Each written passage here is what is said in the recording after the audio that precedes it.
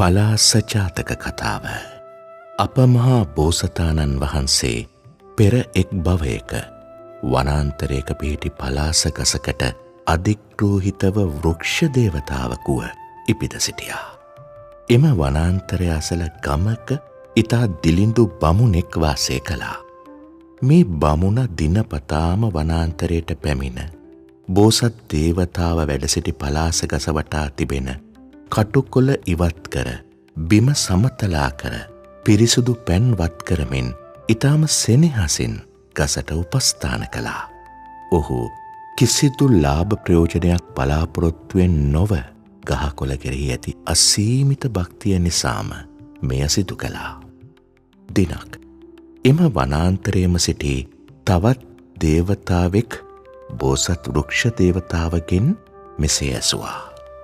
පින්වත් දේවතාවුනි, මේ බමුණා කිසිම ඵලයක් නැති මේ පලාස ගසට මෙතරම් උපස්ථාන කරන්නේයි ඔබගෙන් යම්කිසි ලාභ ප්‍රයෝජනයක් බලාගෙනද? එවිට බෝසත් වෘක්ෂ දේවතාවා සිනහ මුසු මුහුණින් මෙසේ පිළිතුරු දුන්නා.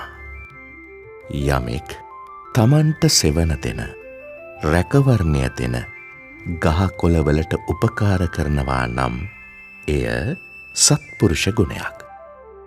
මොහු මා කෙරෙහි දක්වන මේ අවංක සෙනෙහසට පෙරලා උපකාර කිරීම මගේ යුතුයකමක්.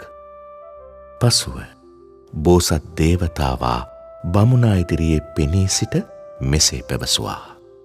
පින්වත් බමුණ, ඔබ කාලයක් තිස්සේ මේ ගසට දැක් වූ සත්කාරය පිළිබඳව මම ඊටමත් සතුටටපත් වුණා.